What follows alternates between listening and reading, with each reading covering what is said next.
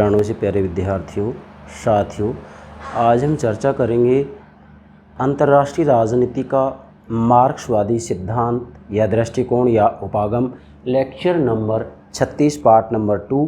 आज हम अंतर्राष्ट्रीय राजनीति के मार्क्सवादी सिद्धांत या दृष्टिकोण में लेनिन के विचार लेंगे। मैंने आपको पिछले लेक्चर में बताया था कि हमें मार्क्सवादी सिद्धांत को यदि अच्छे से समझना है तो लेनिन के विचारों से भी परिचित होना अति आवश्यक है। इसलिए मैं मेरे प्राणों से प्यारे विद्यार्थियों के लिए लेनिन के विचारों पर अलग से लेक्चर अपलोड कर रहा हूं, जिससे कि आप अंतर्राष्ट्रीय राजनीति को अच्छे से समझ सकें। यह बात तो मैंने आपको स्पष्ट कराई दी है कि अंतर्राष्ट्रीय राजनीति को, अंतर्राष्ट्रीय संबंधों को, अंतर्राष्ट्रीय घटना चक्रों को समझने के लिए विद्वानों ने मुख्यतः 3 उपागम दिए हैं। यस, उदारवादी उपागम, नवोदारवादी उपागम, मार्क्सवादी उपागम। क्या क्या बोला बेटा मैंने?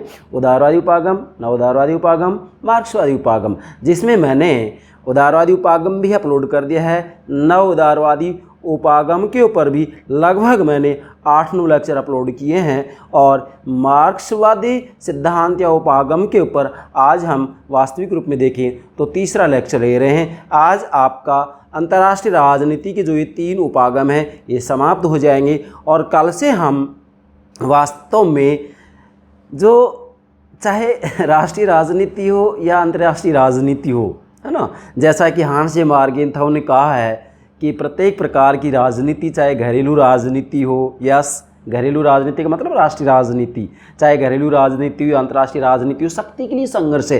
तो यहाँ मूल बात यह है कि राजनीति विज्ञान में केंद्रीय अवधारणा शक्ति ही है और अंतर्राष्ट्रीय राजनीति में जो केंद्रीय अवधारणा है वो शक्ति ही है। तो कल हम शक्ति का श्री गणेश करेंगे, ठीक है बेटा? तो आप ध्यान दीजिएगा, मार्क्सवादी सिद्धांत, लेनिन के विचार हम ले रहे हैं। हाँ, आज मैं आपको एक बहुत महत्वपूर्ण बात बताने जा रहा हूँ बेटा। यदि वास्तव में आपको राजनीति विज्ञान को समझना है, यथार्थ के धरातल पर आपको अंतर्राष्ट्रीय राजनीति को समझना है, तो मैं आपको एक सूत्र देता हूँ आज। क्या? जैसे राजनीति दर्शन के जो जनक थे, कौन थे बेटा? प्लेटो। कौन थे? प्लेटो। और प्लेटो की विश्व प्रसिद्ध पुस्तक कौन सी है? रिपब्लिक। मतलब इनकी जो पहली पुस्तक है रिपब्लिक है, अंतिम पुस्तक द लॉज ए कानून है। वास्तव में राजनीति विज्ञान के विद्यार्थियों के लिए इन दोनों ही पुस्तकों को पढ़ना अति आवश्यक है। मतलब इन मूल जो गौरवमयी ग्रंथ हैं इनको पढ़ना ज़रूरी है। केवल नाम नहीं रट लेना है कि प्लेटो ने कौन कौन सी किताबें लिखी। नो, प्लेटो की रिपब्लिक, यस, और द लॉज, ये दोनों किताबें राजनीति विज्ञान के विद्यार्थियों को पढ़नी ही चाहिए। तो वास्तव में राजनीति दर्शन के जो जनक हैं, कौन है? प्लेटो। प्लेटो ने एक बहुत सुंदर बात कही है, बहुत अच्छी बात कही है। मैं कह सकता हूँ कि इसके आधार पर आज भी राजनीति को समझा जा सकता है, राजनीति विज्ञान को समझा जा सकता है, अंतर्राष्ट्रीय राजनीति को समझा जा सकता है। क्या कहा था प्लेटो ने?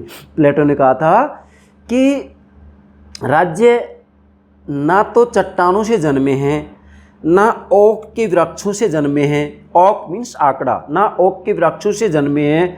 एक हम कहेंगे, वैसे इसको कुछ विद्वान बरगद की संज्ञा भी दे देते हैं, एक विषायकाल पेड़ होता है। तो प्लेटो कह रहे हैं कि राज्य ना तो चट्टानों से जन्मा है, ना ओक के वृक्षों से जन्मा है, बल्कि राज्य तो व्यक्ति का ही विराट रूप है।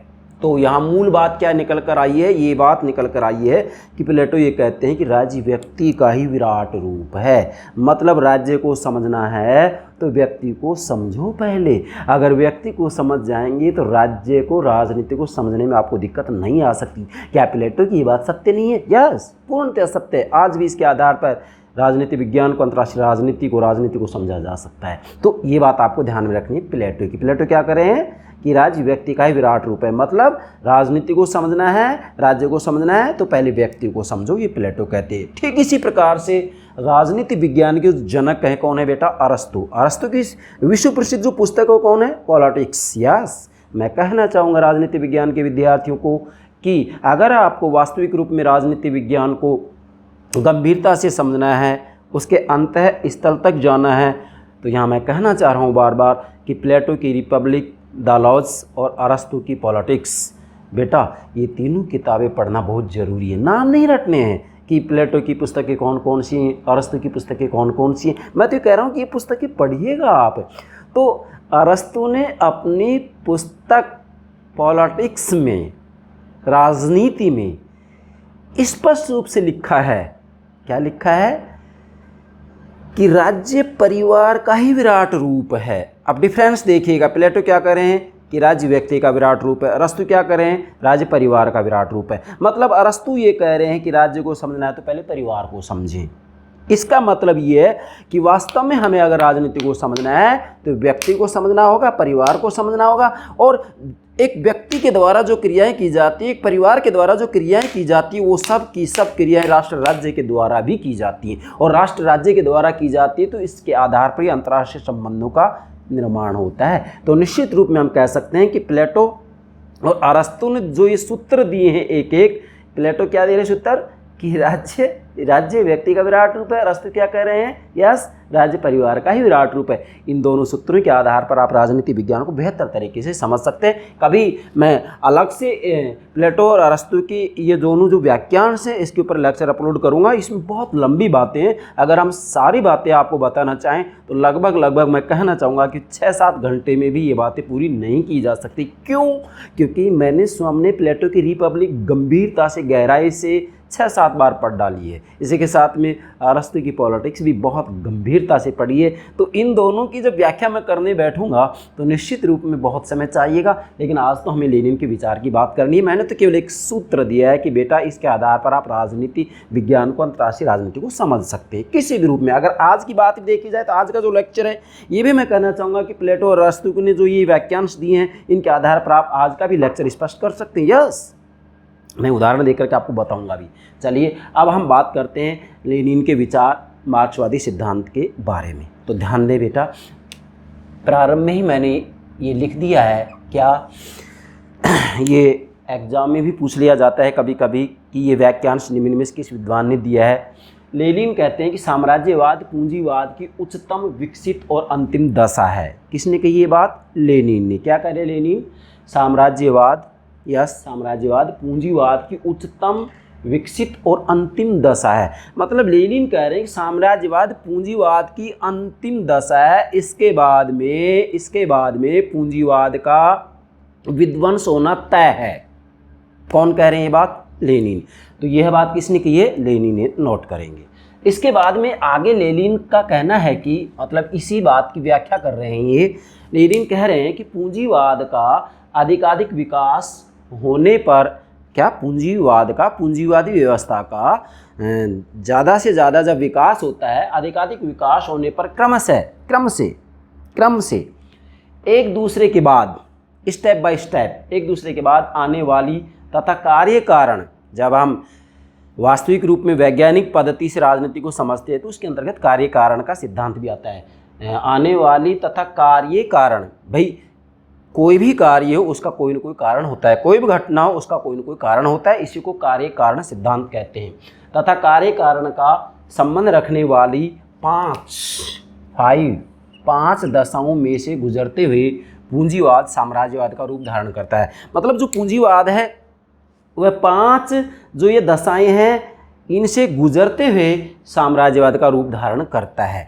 अब जो ये 5 दशाएं हैं, ये 5 दशाएं मैंने आपको यहाँ इस चित्र के माध्यम से समझाने का प्रयास करूँगा। नोट भी कर दिया है मैंने, यहाँ लिखा है जैसे चित्र, ये आपके सामने चित्र है, डायग्राम है, इससे आप इन 5 दशाओं को समझ सकते हैं। मैंने यहाँ लिखा है लेनिन के मतानुसार साम्राज्यवाद के विकास की दशाएं, अर्थात लेनिन ने साम्राज्यवाद के विकास की जो ये दशाएं बताई हैं इनकी संख्या है 5, और ये जो 5 दशाएं क्रम से आती हैं। मतलब क्रम से क्या होता है, जैसे मैंने यहाँ नोट भी कर दिया है कि 5 दशाओं में से गुजरते हुए पूंजीवाद साम्राज्यवाद का रूप धारण करता है। मतलब जो पूंजीवाद है वो पूंजीवाद साम्राज्यवाद का रूप धारण करता है, तो इन 5 स्तरों से गुजर कर करता है, इन 5 चरणों से गुजर कर करता है, इन 5 दशाओं से गुजर करके करता है। ये बात आपको ध्यान में रखनी है और क्रम से आपको ये बात नोट करनी है। ध्यान दें, सबसे पहले आता है उत्पादन और पूंजी का केंद्रीकरण, अर्थात वास्तविक रूप में जो प्रथम दशा है, प्रथम स्तर है, इसके अंतर्गत क्या होता है, सबसे पहले उत्पादन और पूंजी का केंद्रीकरण शुरू हो जाता है।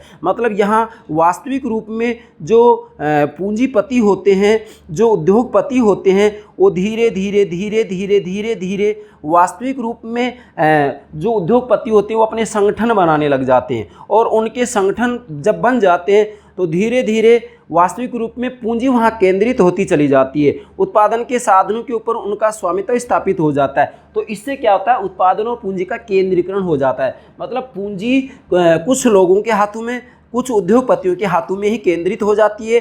पूंजी वास्तविक रूप में हम ये कहेंगे कि कुछ उद्योगपति हैं, उनके हाथों में ही उनका एकाधिकार हो जाता है, और इसके साथ उत्पादन के साधनों के ऊपर भी उनका एकाधिकार स्थापित हो जाता है। तो सबसे पहले क्या होता है, पूंजी का केंद्रीकरण होता है।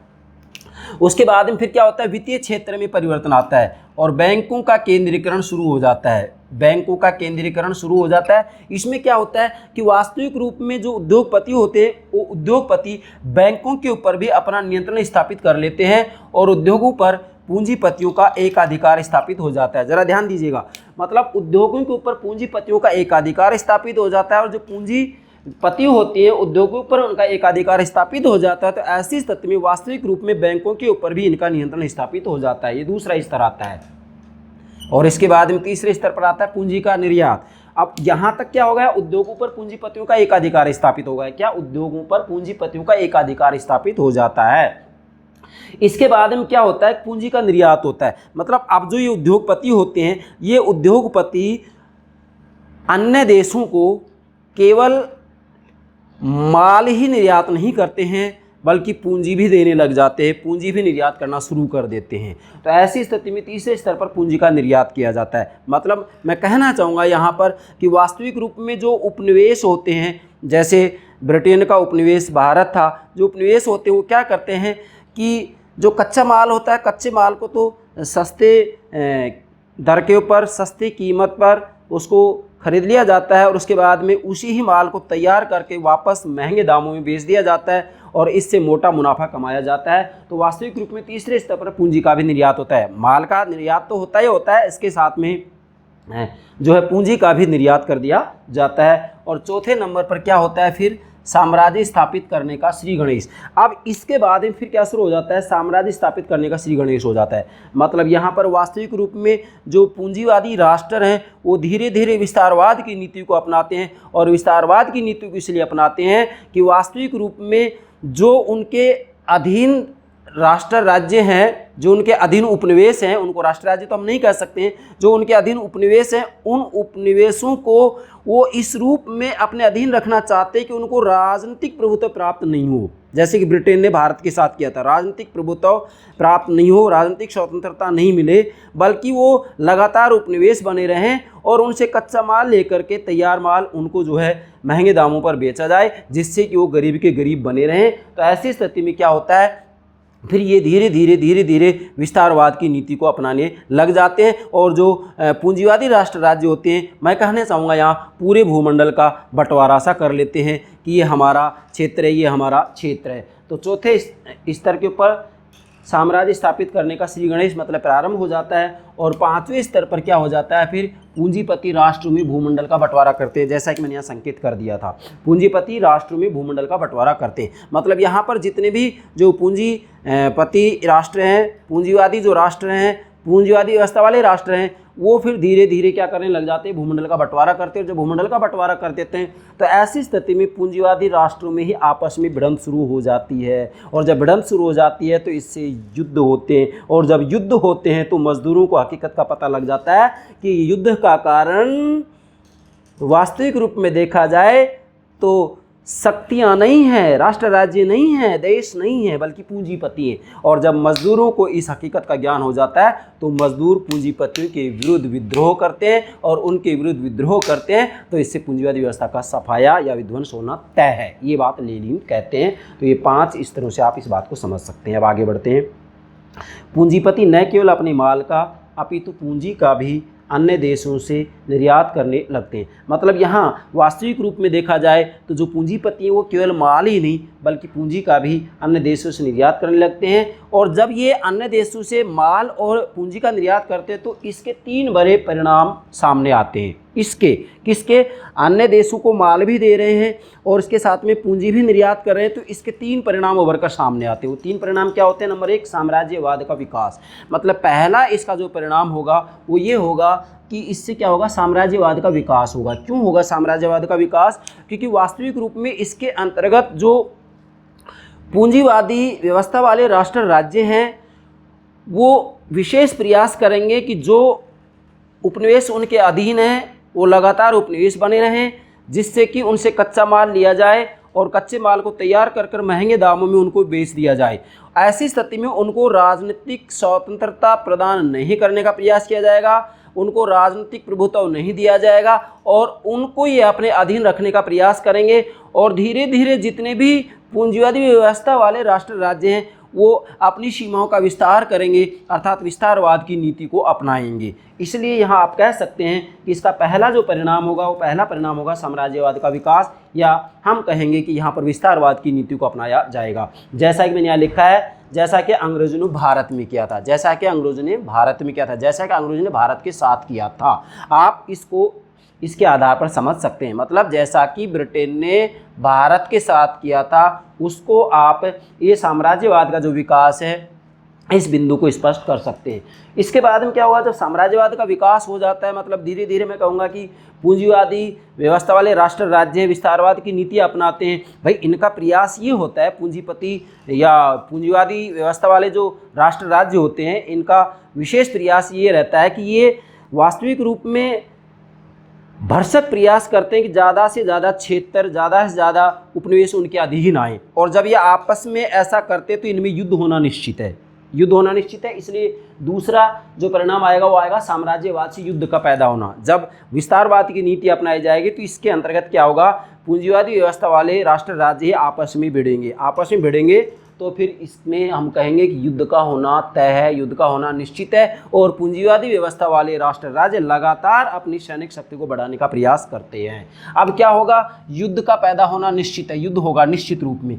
उसके बाद में फिर तीसरे स्तर पर आएगा पूंजीवाद के विध्वंस तथा साम्यवादी क्रांति के पथ का प्रशस्त होना। अर्थात यहाँ जब विस्तारवाद की नीति अपनाई जाएगी पूंजीवादी व्यवस्था वाले राष्ट्र राज्यों के द्वारा, तो इससे क्या होगा? फिर युद्ध होंगे। और जब युद्ध होंगे तो वास्तविक रूप में युद्ध जैसे ही होंगे तो इससे क्या होगा? जो मजदूर हैं, जो श्रमिक हैं, उनको वास्तविकता का ज्ञान हो जाएगा। क्या ज्ञान हो जाएगा? कि वास्तव में यहाँ पर जो युद्ध हो रहा है वह युद्ध पूंजीपति अपने स्वार्थों के लिए लड़ रहे हैं। क्या? पूंजीपति अपने स्वार्थों के लिए लड़ रहे हैं। राष्ट्र राज्य अपने राष्ट्रीय हितों के लिए युद्ध नहीं लड़ रहे हैं, बल्कि पूंजीपति अपने स्वार्थों के लिए युद्ध लड़ रहे हैं। और ऐसी स्थिति में मजदूर एकजुट होकर, श्रमिक एकजुट होकर के और पूंजीपतियों का सफाया करने का प्रयास शुरू कर देते हैं। और जब वो लगातार ऐसा करते हैं तो इससे पूंजीवादी व्यवस्था का सफाया होगा और सामाजिक व्यवस्था की स्थापना होगी, या मैं कहना चाहूँगा कि साम्यवादी समुदाय का निर्माण होगा। ये लेनिन के विचार हैं। तो ध्यान दें, तीसरा है पूंजीवाद के विध्वंस तथा साम्यवादी क्रांति के पथ का प्रशस्त होना।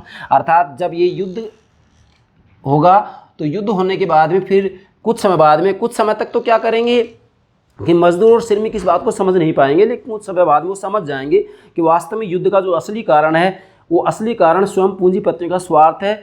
युद्ध राष्ट्रीय हितों के लिए नहीं लड़ा जा रहा है। इस बात का मजदूरों को, श्रमिकों को कुछ समय बाद में ज्ञान हो जाता है। जब ज्ञान हो जाता है तो क्या होगा? फिर ये पूंजीवाद के विध्वंस तथा साम्यवादी क्रांति के पथ का प्रशस्त होना। अर्थात यहाँ पर फिर मजदूर एकजुट होकर के पूंजीवाद का सफाया करेंगे, पूंजीपतियों का सफाया करेंगे और साम्यवादी क्रांति के पथ का प्रशस्त होना निश्चित है। और उसके बाद में अंततोगत्वा वास्तविक रूप में हम कहेंगे कि विश्व समाजवाद की स्थापना होगी। ये लेनिन के विचार है। इसके बाद में अब ये तीनों बातें स्पष्ट हो गई हैं।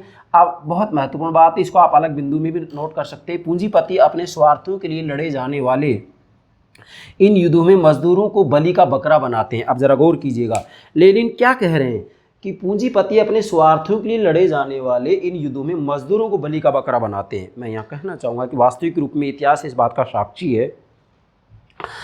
2 विश्व युद्ध हो चुके हैं, इसी के साथ में दो राष्ट्र राज्यों के बीच में संघर्ष होता रहता है।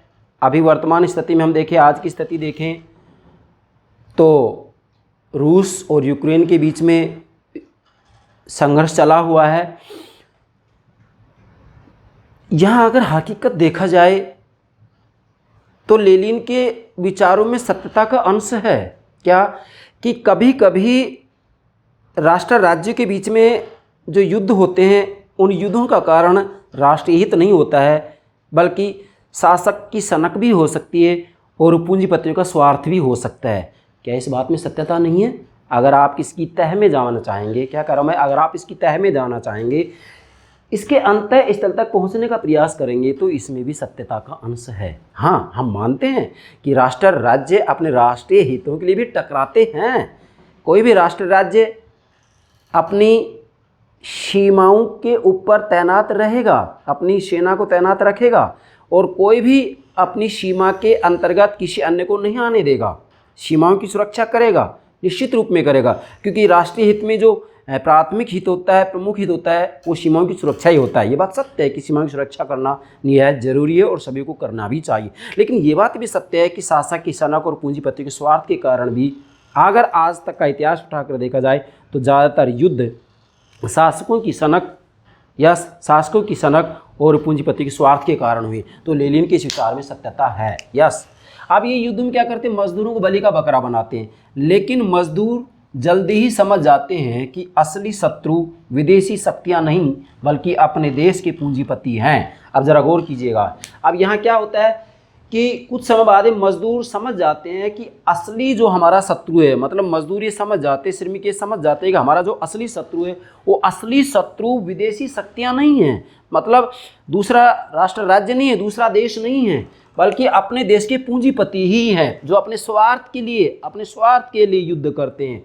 और फिर अंत में वो अतः वे इनके विरुद्ध विद्रोह करते हैं, पूंजीवाद का विध्वंस तथा साम्यवाद की स्थापना करते हैं। मतलब इसके बाद फिर मजदूर और श्रमिक एकजुट होकर के क्या करते हैं, फिर ये इनके विरुद्ध विद्रोह करते हैं और पूंजीवाद का विध्वंस करते हैं, पूंजीवादी व्यवस्था को उखाड़ फेंकते हैं और साम्यवाद की स्थापना करते हैं। मतलब जब मजदूरों को, श्रमिकों को इस बात का ज्ञान हो जाता है कि वास्तविक रूप में राष्ट्र राज्य के बीच में जो युद्ध होता है, उसका असली कारण राष्ट्रीय हित नहीं है, बल्कि असली कारण पूंजीपतियों का स्वार्थ है, शासकों की सनक है। लेकिन हम कहना चाहेंगे कि इस बात में सत्यता का अंश है। अब ध्यान दें, जैसा कि फॉर एग्जांपल 1917 में रूस की बोल्शेविक क्रांति में ऐसा ही हुआ था। मतलब 1917 में रूस में जो क्रांति हुई थी, उसमें ये बातें स्पष्ट रूप में हमें दिखाई देते हैं। हालांकि मैं कहना चाहूँगा कि सोवियत संघ का विघटन 1991 में हो चुका है। उसके बाद में यह बात भी सामने उभर कर आई है कि भाई मार्क्सवाद की आज कोई सार्थकता नहीं है, लेकिन ये बात गलत है। मैं कहना चाहूँगा मार्क्सवाद की आज भी सार्थकता है, और कब तक सार्थकता रहेगी, जब तक अमीरी और गरीबी में गैप अर्थात अंतराल रहेगा, तब तक मार्क्सवाद की सार्थकता रहेगी, मार्क्सवादी सिद्धांत की सार्थकता रहेगी। भले ही राष्ट्रीय राजनीति का आप अध्ययन करेंगे तो यहाँ पर भी अमीर और गरीब हैं, अगर आप अंतर्राष्ट्रीय राजनीति का अध्ययन करेंगे तो वहाँ पर भी विकसित और अविकसित राष्ट्र हैं। तो इसलिए हम कह सकते हैं कि जब अमीरी और गरीबी में अंतराल या गैप है, तो निश्चित रूप में हम कहेंगे मार्क्सवाद की सार्थकता है। ये नहीं कहा जा सकता कि मार्क्सवाद की कोई सार्थकता नहीं, आज भी सार्थकता है, और इसकी सार्थकता तब तक रहेगी जब तक अमीरी और गरीबी में अंतराल रहेगा, और अमीरी और गरीबी में तो अंतराल सदा ही रहेगा। जरा गौर कीजिएगा। यहाँ आप निष्कर्ष निकालते हैं। निष्कर्ष में अंतर्राष्ट्रीय संबंधों में, अब ध्यान दें यहाँ बेटा, निष्कर्ष में अंतर्राष्ट्रीय संबंधों में मार्क्सवादी